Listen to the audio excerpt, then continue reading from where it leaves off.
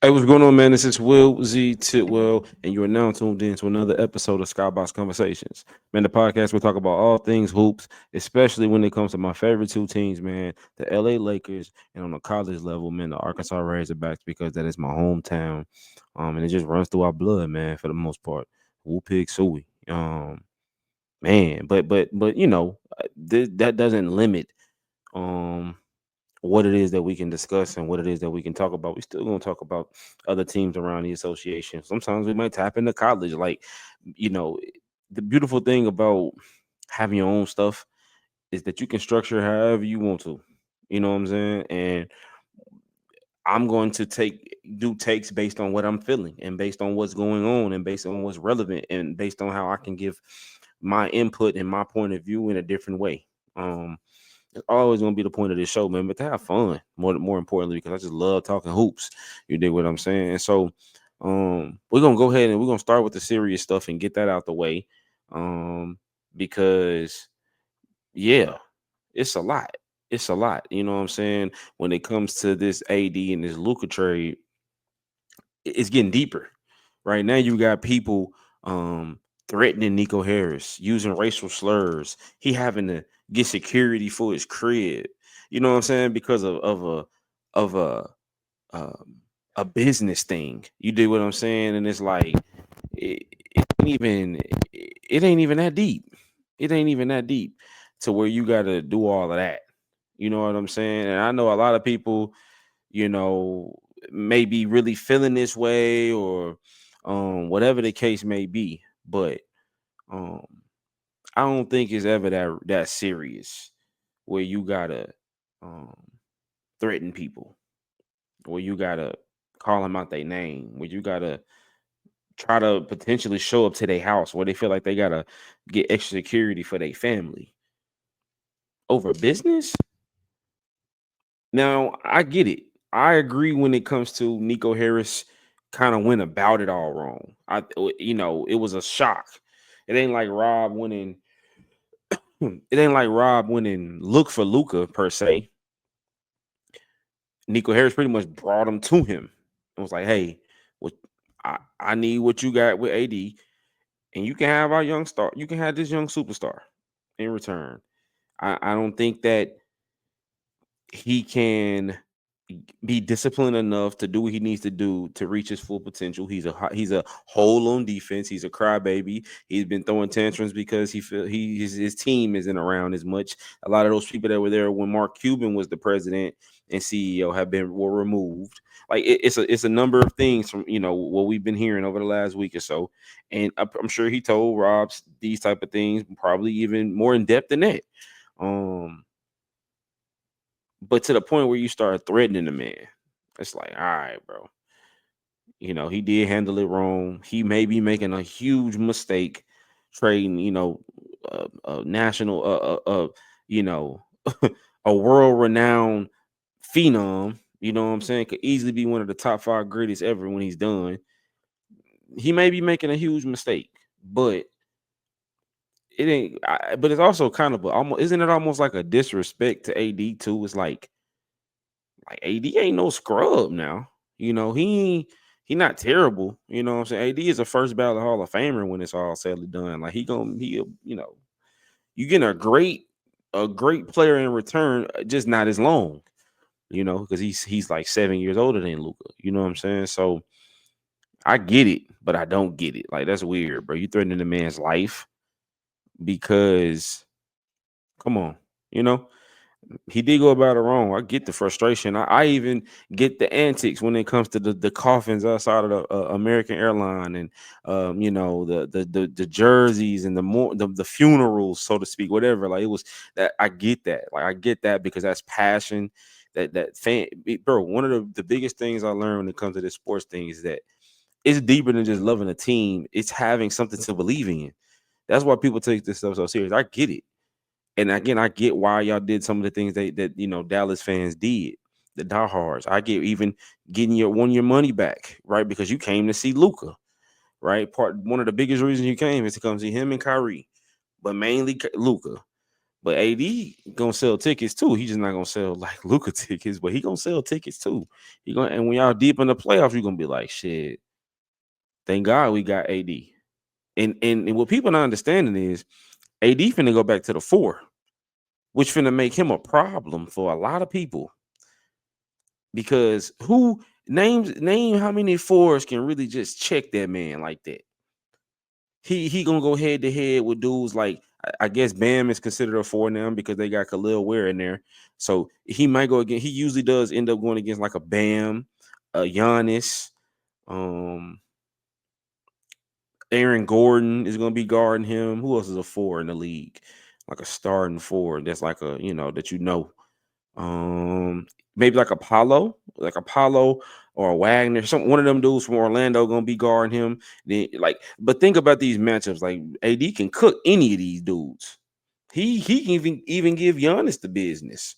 He just been playing the 5 so long, so he was going against the Embiids and the Jokic's and them type of people. And he still might have to match up with them, occasionally based on how Dallas use him. But his primary thing is going to be able to go back to the 4 when he was scoring 50 points in New Orleans and shit, and having crazy, like he used to put up crazy numbers every night at the 4. I think people then forgot like the type of like stat lines this man used to have when he was at the 4 in New Orleans, bro. Like even when he first came to the Lakers, like people forget, man, and it's they doing him a disservice, going to the extremes is what I'm saying. Like you still got a great team. It ain't like you became fucking Utah or fucking, Brooklyn, you know what I'm saying, or Detroit from last year. You ain't one of them dudes. Like y'all still gonna be decent. Y'all tweaking, like for real. That's all I wanted to say about that. Um, Now I guess the next question becomes, um, did did my guy? Do you think Nico Harris was right when it came to Luka? Um, Again, I don't think the way that he went about it with Luka was cool. I don't think that was cool. Um, but some of the points made were valid, right? Such as the conditioning and all that. I don't think he was ever 270. Dude don't look 270 now unless he just shed it in the last week or two or whatever. But he don't look 270. He looked really good actually. No diddy. Um I don't see how that could be a problem. You know what I'm saying? But I do get the being out of shape last year during pivotal moments, being hurt, injury prone a little bit.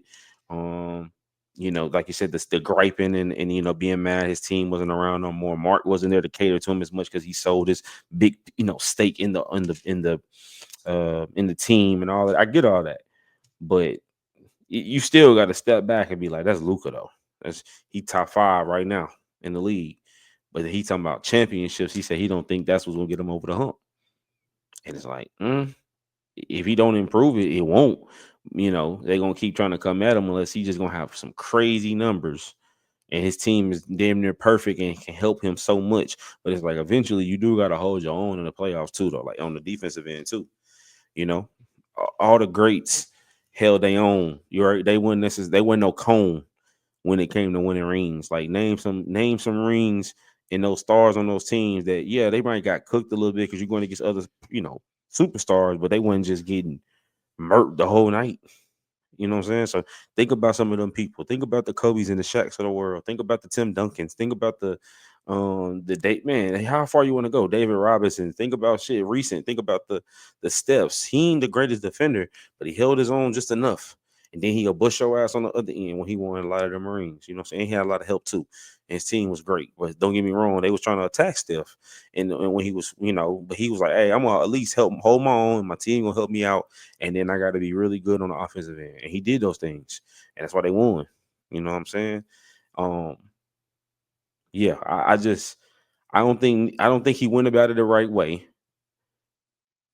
But again, I don't think he got a sorry team in return. And if he talk about defense being his pride, and he is thinking what I'm thinking when it comes to AD and saying, AD, I need you to go back to the 4 and be who you were in New Orleans. I get it. I need you to go back and be that person. Bring back the 40 and 20 games you used to have on a regular basis. Bring back the the 40, you know what I'm saying, the 50 pieces that you would give people on a regular basis, no matter who was guarding you. He used to do niggas like that, but he was also losing a lot too. So it's like you didn't pay that much attention to it. But come on now. Like, don't be disrespectful. You know what I'm saying? So I don't think he was right saying that Luka won't get him over the hump, because all Luka got to do is get motivated enough to say, man, all right, let me stop. Let me get back down to fucking 230, 225, or 230, 240, and put some muscle on. Not too much, but just get how I want, and take my diet serious. My wife and them, and I'm gonna get a nutritionist. I got a bag. I'm gonna go and do what I gotta do. I got LeBron in my ear, and even post LeBron, he gonna still probably be a mentor, because Bron fuck with the Lakers and he fuck with Jenny and them, and he want to make sure he get a team, so he keeping them relationships. So he gonna mentor dude. He gonna show him the game. All you gotta do is want to do it. But that's the thing. Basically, Nico Harris was saying, I don't think he wants to, nor will he, no matter what we do. And maybe we're just not getting through to him, and maybe somebody else can. So in return, go ahead and give me AD. But I also think Dallas fans are mad because it's like, all right, if you're gonna do that, you got to get more than that. And I ain't gonna lie, everybody was surprised he didn't get more. But that shows you just how fed up maybe they were with Luka. You know what I'm saying? So I don't know. Really hope he signs back with them this year. We'll see. But yeah, let's talk about another trade, man, that went on. And this is even more relevant because obviously everybody knows about this now, but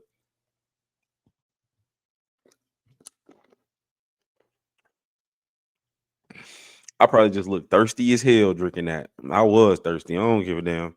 But um, bro, Jimmy is making his debut with the Warriors on tomorrow. And I think yesterday, this is Friday. This is Friday, February 7th when y'all see this. So Jimmy said this like on like Wednesday, Thursday ish. He was like, man, Warriors fans, championship on the way.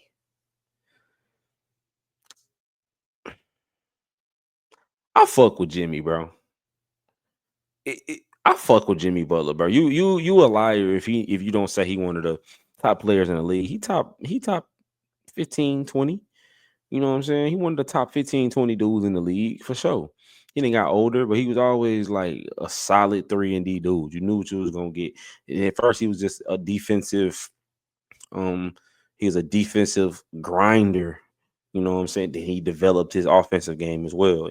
He was always like this defensive, like just demon. You know what I'm saying? He was always that. Even when he was in Chicago, right? He came up kind of groomed under that D Rose. Like he kind of came in the mix of that. Then on the end of that, he kind of took over the team, and they were just mediocre. But he was that guy for that. You know what I'm saying? And he went to where you go next, Philly, or did he go to Minnesota? One of them ways, right? Then he got to Miami. So bro, my point is, I fuck with Jimmy.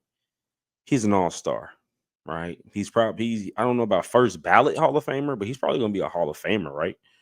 He'd be a Hall of Famer, right? He'll get his number hung, right? In Miami. Will they hang his number in Miami still? If you was Pat Riley, well, Pat Riley probably be gone by the end, but like, will they hang his number in fucking Miami? Will they hang his number in Chicago? He didn't really. I don't know. That's tough. Because motherfucker don't like you. They ain't gonna give a fuck what you did for them. They ain't gonna fuck. They ain't gonna hang your number. Then. So I don't know. I don't know. But my point, I keep getting off track. I fuck with Jimmy. But when you talking about championship on the way, unless they got something else finna come that we don't know about, I don't see that happening. Jimmy just not moving the needle enough when it comes to that. You know what I'm saying? And it's like, eh. All right, y'all might be a play-in team. I don't even see y'all definitely even getting in the top 6 in the West, unless some other teams just completely melt down or something, or y'all just go crazy. But I don't just see that though. I don't even know how this finna fit. How is Draymond and Jimmy not gonna be fighting the first week? You got to think about the chemistry, how they finna play off of each other. Jimmy is not known for a whole lot of off ball movement. Like he's not known for that. He's a good slasher, but like he's not known for being in this quick pace system like the Warriors try to play up and down, running and gunning, shooting. He ain't never played in that. So what does he do? You got two non-shooters on the floor with him and Draymond. He gonna probably play a lot of off minutes for Steph. Allow Steph to play off the ball. Probably. He'll have to be a primary ball handler. That's the only way I kind of see it working. He'll have to become a primary ball handler. Allow Steph to roam. Allow Steph to come off those cuts and those curls. He become a screener. Like I see that type of stuff happening. Like I said, he's a great slasher. Great at running the baseline. He's great being in the dunker spot. Like he does all those things well. So it's like, we'll see. We'll see. But that championship on the way, Jimmy, stop that shit. Stop that. Y'all not finna. I don't know about all that, bro. You gonna make them probably. You gonna make them look better though. I'll give him that because let's be real. Even when Jimmy took the Heat to the fucking finals against the Lakers in 2020, and then he took them again against Denver a couple years later, like 20 was it 23, 23, yeah, something like that. When Denver won it all, nobody fucking thought the Heat were finna win, and we knew he ran through a weak ass East back in 2020. Bam had that great ass play on Jason Tatum when he blocked it with the one finger. And this is before Jason Tatum and Jaylen Brown became who they were. You know what I'm saying? That's when they were still young, figuring shit out 5 years ago. They were still pups. They was 21, 22 years old back then. So I don't know, bro. You know what I'm saying? Giannis and them wasn't all that. It was Giannis when Giannis was still doing them weak ass. He was still doing that same move back then. Like so much as come on, bro. And nobody thought that he was finna fucking beat Denver. Like they weren't fucking with us either. The Lakers back in 2020. So come on, man. Let's be for real. Like motherfuckers be just talking. I get it though. Yeah, I know you happy to get out of fucking Miami, fucking with Pat Riley old ass. I know that. He probably happy about that. Pat Riley got that master spirit on him. He felt like he Dennis Schroeder was on to someone. He talked about slavery. That's what Pat Riley vibe is. He feel like a slave owner. Like he'll remind you is his nigga. Like that's the energy he give me. But I'm gonna leave that alone. But Jimmy, stop that shit, man. Stop that shit. Should the 76ers trade Embiid and PG? Man, Kendrick Perkins, man, big perk, man, on NBA Today, and even said it after the game tonight when the Sixers just lost to who they just lose to? Sixers lost to fucking who was that they just lost to? The Raptors? Who the fuck did they just lose to, bro? Yeah, they just lost to Detroit. Lost to Detroit. No, and you really can't sleep on Detroit though. Detroit is actually pretty damn good. If we being real. So don't disrespect them now, but that's a game they should have had, especially without Cade playing. But you let Malik Beasley go for damn near 40. And let me say this about Malik Beasley. Speaking of him going for 40 tonight, who the fuck, where the fuck was all of this at Malik Beasley when you was on the Lakers? You being one of the top 3-point shooters in the league, having multiple games, hitting multiple threes. Malik, where was all this shit at when we needed you? Where the when was what? Now you one of the top shooters in the league. Come on, man. Come on, man. Hey, man. Listen to me. Y'all be pissing me off, man. This is funny. But should the 76ers trade Embiid and PG? Because Kendrick after this loss said, Kendrick Perkins after this loss said they need to consider trading Embiid and PG because Embiid is no longer the franchise player for the 76ers. And PG didn't do hardly anything in the game, and they basically are just in the way. And this is Tyrese Maxey's team. This is what Kendrick basically said, not verbatim, but that's essentially what he was saying. And part of me agrees with him. Like, yeah, Embiid in the way at this point. Embiid need a fresh start. PG, I think there's such a scarcity for top 3-and-D wings that PG is still in that conversation, but we all know he's nowhere near what he was before he broke his leg. Of course, he was crazy back then. Um, but he's also not even who he was a couple years ago, and I don't think that's because he can't be that. I'm not going to say he washed per se, but I mean he is getting older. He is getting older. I didn't even know PG was that old. He like what 33? How old is PG? Paul George got to be like 33 years old. 34. How old is this nigga? Yeah, he averages 16, 5 rebounds, 4 assists on 42% shooting. Yeah, he 34 years old. He ain't even averaging 20. They said he in the way. They said PG in the way. Ouch. Should they trade him? I don't know. I don't know. It depends on what I can get in return. I'll say that. It depends on what I get in return. And damn, do I got to become a rebuild? Because y'all kind of feel like y'all on a rebuild now. Y'all only the Philly only won 20 games. Do I got to go to a complete rebuild, or can I get like a nice haul back and we still can be competitive? Like what we doing? And do y'all think a lot of people will be like licking their chops trying to get Embiid? Because it's like, damn, what other teams say? You got to take into account all of his injury history, but you like, damn, the nigga big as shit. When he healthy, he a fucking unstoppable. But every time the playoffs come around, he got on that big ass brace. His eye was fluttering and shit last year, and I know that's not funny because I know he was dealing with a condition. Um, he has a lot going on. I'll say that, and there's a lot of wear and tear on such a big body like that. You know what I'm saying? So, man, would I trade him though? I would say this is. I agree with the part saying that Maxey is the franchise player, but would I trade him? It depends. I'm gonna just stick with that. It depends on what I can get in return for him and what that looks like. But if I can get some things I like, shit, it's gone. Y'all gone. Y'all gone. Get the man. Get out of here. Get out of here. Man, that's all. Now speaking of trades, I ain't gonna lie.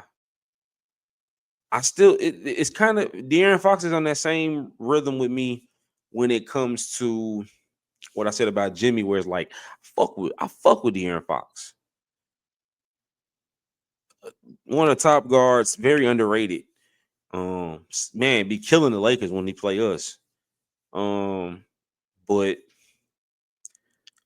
when it comes to him pairing up with Wemby, that's all Wemby needed though. Was a competent guard. And now don't get me wrong, Chris Paul is one of the greatest too, but he damn near 40 as well.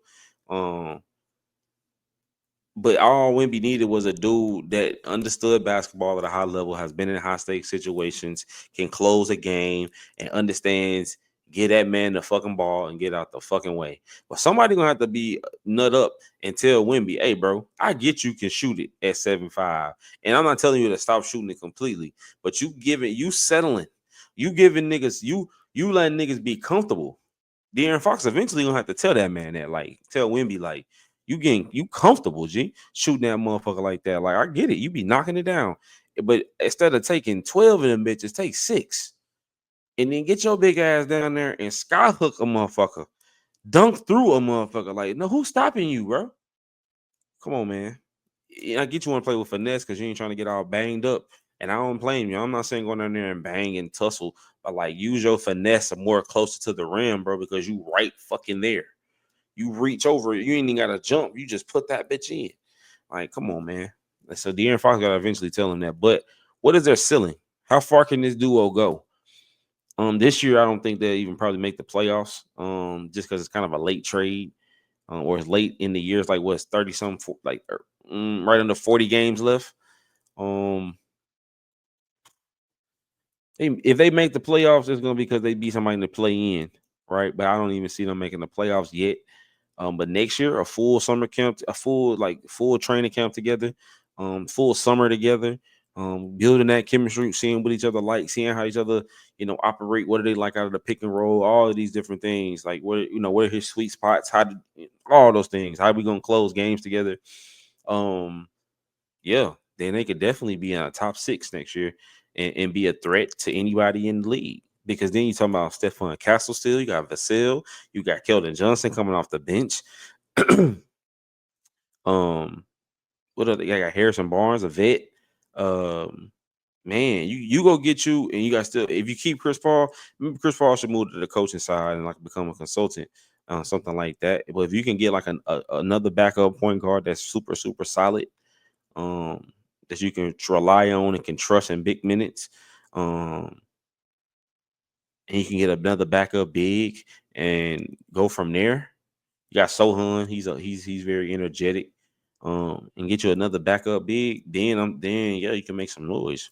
For sure, you can make some noise. I don't know about championship, but you'll take the Spurs back to the playoffs, a place they ain't been in a minute. That's for damn sure. That's for damn sure. But again, De'Aaron Fox kind of on that wave with me with Jimmy Butler when it comes to like, of course he's gonna make noise, of course he's gonna have big games, of course he's gonna have some great moments, but ultimately you kind of feel like, yeah, he might even get there, but he's not gonna win. Because usually on the other side of that is somebody just as great. You know what I'm saying? That's a little bit greater, if I'm being for real. Like Jimmy, he made it out of the East, but then it's like, yeah, now you ran into a motherfucker that's like that, though. You ran into Braun that still was going crazy at 36. You know what I'm saying? At 30, 35. And then you had AD going crazy, going nuts, and a team full of dogs around him. And then you ran into Jokic doing Jokic like things, and Jamal Murray on a fucking heater, and Michael Porter Jr. shooting that bitch, Caldwell Pope shooting that bitch. Like every time you might get there, but it's always something waiting on you that you know is better. And that's what a dude like De'Aaron Fox and Jimmy gonna run into, because like, yeah, y'all one of the best, but again, you're like 15, 20, and you more than likely to run into one of the motherfuckers that's 7'6", 5'4", and that's different, and that's all it is. And nobody else ain't gonna explain it that way, but I'm gonna be real and say that's all it is. That's why people feel that way about these type of dudes. Um, I saw an interesting thing, because we can't leave this show without talking about the whole favorite part of the show, which is the LA Lakers, like I talk about in the intro. But I saw a very interesting question where it said, "Who would you start?" and explain your reasoning when it comes to this new lineup potentially of everybody been seeing it going around. And I've been seeing kind of a split where I've seen like half people talk about they will start Dorian Finney-Smith and half people will start Rui Hachimura. But it essentially would be Luka, Austin Reeves, one of them is like Rui, and then it'll be LeBron and Mark Williams. And the other side, same lineup, except you take out Rui and you put in Dorian Finney-Smith.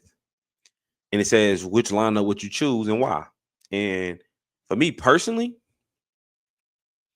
the logic in the basketball mind in me says to choose the Dorian Finney-Smith lineup, because I think you got enough offense. You got Luka, that's 30 points a game right there. You got LeBron, that's 25 points a game right there. You got Austin, that's 20 points a game right there. That's 75 points. And 2 out of the 3 are not great defenders, and one of them is 40 years old. So you need Dorian Finney-Smith because, one, he can go out there and guard the best player. Who put Rui back in there? Is Rui going to lock up the fucking Stephs and KDs and fucking Donovan Mitchells and motherfucking Jason Tatum, Jalen Browns of the world? Come on.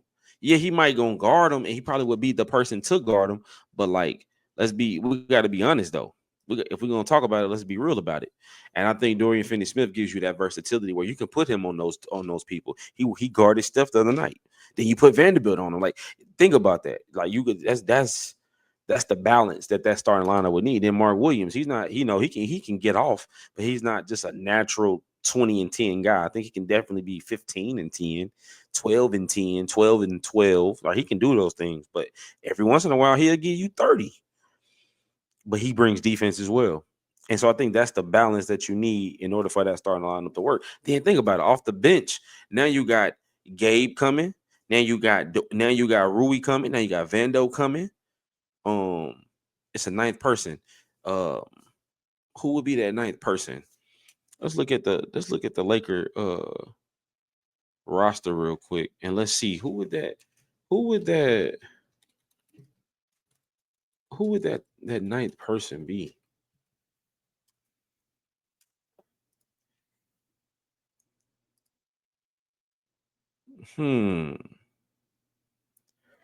If we talking about, all right, show this with y'all.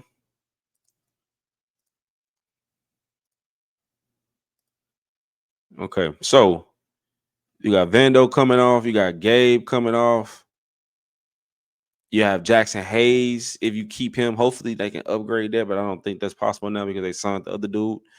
I forgot his name. No disrespect. What was his name? They just signed him today. Jordan Goodwin. Yeah, he's pretty solid though. Um, you got Marquise Morris coming off the bench. You got Rui coming off the bench. You got Jackson Hayes coming off the bench. So that's a solid 9. That's a solid 9. You know what I'm saying? And I think that gives us the balance that we need and gives us a real chance. No bullshit. No bullshit. Especially if Gabe keep playing the way he playing and Vando doing the things he does on the defensive end. And then you're gonna let Austin play with that second unit a lot too. Austin probably will stay in the game longer. And probably play the whole first quarter most times, and then rest in the second because he gonna play with that second unit when Luka and Bron go out. And then something. Then when Austin goes out, then you bring Luka back. Then you put like that. I'm sure JJ gonna kind of play it like that. Like then you gonna put Luka back in there and give Austin a breather. Then you bring him back with Bron and see how Luka and Bron play off each other. And then you put just man, it's gonna be so player, bro. I know that's what he gonna do. That's what I would do.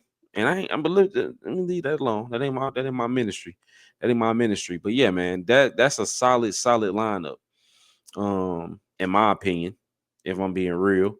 And so we're gonna go from there. And we're gonna leave that alone. But that's how I would go about it. That's how I would go about it. I would love to hear from y'all and give me y'all feedback and tell me what y'all would do in that regard. All right. And last but not least, man, you love to have a little fun on the show, man, and do hypotheticals, different things I see on Twitter and things of that nature, and it's always fun to do. And it was the question I saw was, who would you take in a 2-on-2 matchup between Luka and LeBron versus Kobe and Shaq? This is what it's all going to depend on. How they determine who get ball first and who gets ball first. Because if you give it to Luka and LeBron first, I'm thinking about who guarding Luka.